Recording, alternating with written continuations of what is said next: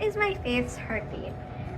So these represent my years of faith until now here. And what inspired me to do this is because the Bible references God rests in your heart, and I thought, well, if God rests in your heart, then your faith must be your heartbeat. So all these different heartbeats represent when my faith was low or when it was high. And now I'm ending off the year on a very healthy heartbeat.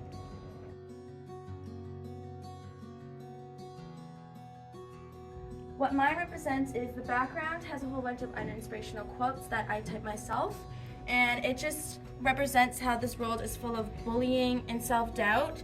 And so I typed that and put it in the background, and then I wanted to make it look really old and dull, but then I made it, this is a cross, and it has flowers and butterflies to represent how God shows himself through nature, and he sets himself apart from the uninspirational things that we hear in this day and age. And I wanted to make it to show that God wants to show himself to us through different things like nature and beauty that he created.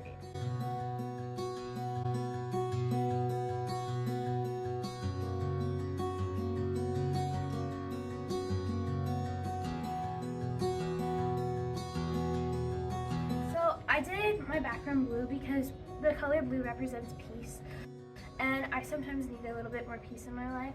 The grass is a monotone gray color because it represents my sin and how I hold anxiety and stress over unnecessary things. The night is me kneeling and submitting to God and standing and holding myself in that place. And the roots represent how I'm growing in God and wanting to go deeper than I already am. The yellow in the tree represents God and his life, and how he's always watching over me, even though I may not be able to see him, hear him, or feel him, and how I can always find hope when I'm stuck in my own chaos.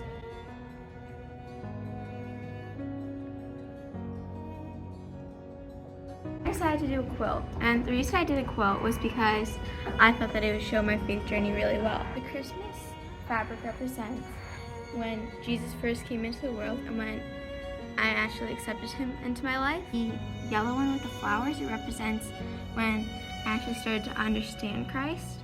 This one represents the past couple years, during COVID, when I was just hopping through my doubts and trying to figure out what I actually believe. The fishing one, it represents my future and what I want to be. I want to be devoted to helping people as much as I possibly can. And it's supposed to represent my faith journey by starting from here and going all the way to finishing. And this is supposed to represent Jesus' pain and all the pain he had to go through, and then it goes on to his death.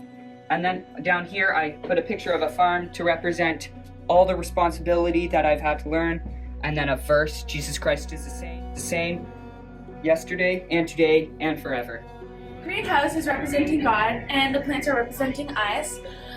We're just growing up under God's roof, learning more about him. If we ever get injured by a pesticide, God's allowing the sun to come in and be watered by his love. And then for us, we thought the plants really represented us in our faith journey, because just like plants, they go through so much, but no matter what they go through, it ends up strengthening their roots.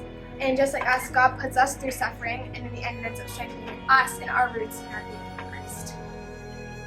Okay, I did a mountain range type painting because I wanted to show the highs and the lows in my life, but in those highs and lows, there's always beauty around, to see the beauty of God, and God gives you hope to pursue him in your life. I was inspired by a stained glass mural in a Catholic church in Rome, and that stained glass mural is an eye, and people believe that that is the eye of God. And I thought I would interpret what I thought the eye of God was like on this canvas. And then the second part is I'm intrigued by the quote, "Who are you when no one's watching?" And I realized that only God can truly see us when no one's watching.